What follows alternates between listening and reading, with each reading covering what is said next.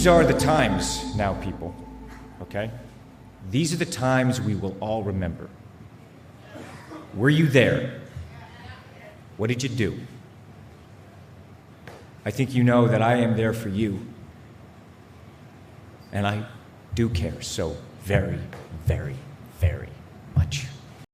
आज हम एक चर्चित और काफ़ी स्ट्रेंज टर्म साइंटोलॉजी के बारे में चर्चा करेंगे। फिल्म स्टार से लेकर आम आदमी तक इसके सदस्य रहे हैं। अपने बड़े बड़े दावों और रहस्यमयी तौर तरीकों के चलते साइंटोलॉजी की कहानी काफ़ी विवादों और जिज्ञासा से भरी हुई है।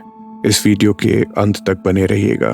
मैंने इस कॉम्प्लेक्स टॉपिक को आसानी से समझाने की कोशिश की है। नमस्ते, आप सुन रहे हैं toss the other side story. Scientology शब्द दो शब्दों से मिलकर बना हुआ है। साइंटियो, जो कि लैटिन भाषा का शब्द है जिसका अर्थ है ज्ञान, और दूसरा है ग्रीक भाषा का शब्द लोगोस यानी अध्ययन। इसका एक सरल सा अर्थ हुआ ज्ञान के बारे में जानना। साइंटोलॉजी के संस्थापक का नाम L Ron Herbert. L Ron Herbert का जन्म अमेरिका में 1911 में हुआ। वह जीवन भर काफी विवादों से घिरे रहे। वह एक साइंस फिक्शन के लेखक थे और खुद को कई मामलों के जानकार बताते थे। दूसरे विश्व युद्ध में वह अमेरिकी नौसेना में भर्ती हुए थे। कहा जाता है कि युद्ध के समय एक विस्फोट से उनकी आंख को काफी क्षति पहुंची थी। युद्ध से लौटने के बाद हर्बर्ट डिप्रेशन के शिकार हो गए।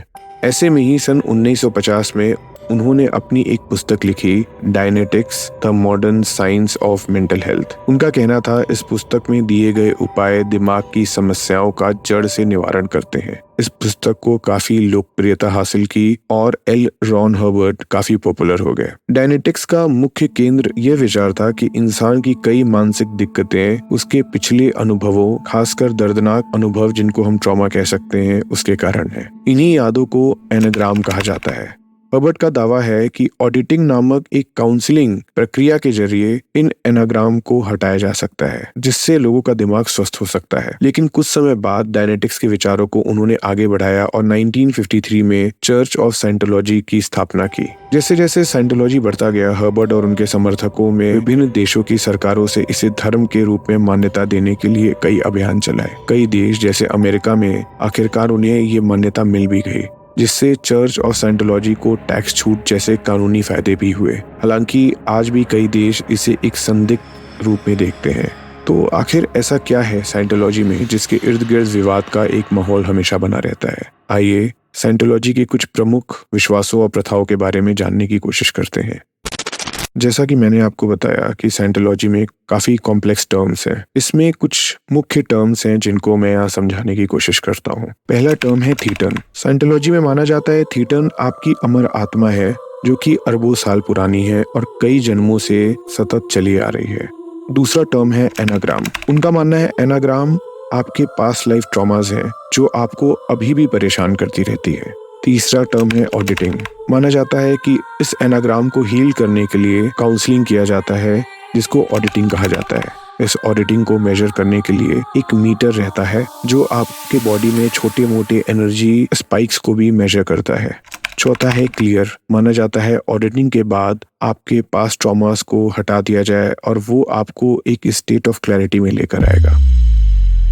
साइंटोलॉजी में एक विवादित कॉन्सेप्ट ये भी है कि उनका मानना है कि एक युद्ध चला आ रहा है, जिस युद्ध के बीच में ये धरती के लोग फंसे हुए हैं और हमारे ऊपर एक परग्रही ताकत अर्थात एलियन हमला करने के लिए हमारे ऊपर आने वाले हैं बहुत जल्दी, और हम लोगों को उसके लिए तैयार भी होना है। पर इसके क्रिटिक्स का मानना है कि ये और कुछ नहीं, पैसा ऐंठने का तरीका है। मैंने आपको जैसा कि पहले बताया, ऑडिटिंग और क्लियरिंग, इसका पूरा प्रोसेस काफी एक्सपेंसिव है और इसका प्रचार प्रसार करने के लिए काफी जाने माने हॉलीवुड सेलिब्रिटियों को काफी पैसे दिए जाते हैं। आपने सुना होगा टॉम क्रूज और जॉन ट्रेवल्टा के बारे में। इनका साइंटोलॉजी में काफी डीप बिलीफ है। पर इसके साथ ही साथ इतनी ही नहीं, इसमें कंट्रोवर्सी ये भी है कि एक बार अगर कोई साइंटोलॉजी में एंटर कर जाता है तो वो बाहर नहीं निकल सकता। इसमें उसको काफी मानसिक शोषणों का सामना करना पड़ता है। उनके पारिवारिक संबंधों में काफी दरार आ जाती है। माना जाता है कि इवन शारीरिक शोषण तक किया जाता है। कई देशों में पूर्व सदस्यों ने साइंटोलॉजी का हिस्सा रहे अपने कटु अनुभव बताए हैं। इसमें बिना वेतन या कम वेतन से उन्हें दिन के 16-17 घंटे काम कराना, शारीरिक शोषण, नजरबंदी जैसे भी बर्ताव किए गए हैं। एल रॉन हर्बर्ट ने जब साइंटोलॉजी स्टार्ट किया था तो उनका बिलीफ था कि वो कोई नया रास्ता तलाश रहे हैं, पर ये कब एक कॉन्स्पिरेसी का अड्डा बन गया ये समझाना काफी मुश्किल है। धर्म और स्पिरिचुअलिज्म आपका पर्सनल बिलीफ है, पर जब वो बिलीफ आप पे हावी होने लगे तो उस बिलीफ पे तो सवाल उठाना लाजमी है। यहाँ तक सुनने के लिए धन्यवाद। डिस्क्रिप्शन में हमारी मेल आईडी दी है। इस वीडियो को अपने दोस्तों से साझा करें। हमारा वॉच टाइम बढ़ने से हमारा हौसला बढ़ता है। हम स्पॉटिफाई पे भी हैं। यहाँ तक सुनने के लिए धन्यवाद। आप सुन रहे थे toss the other side story.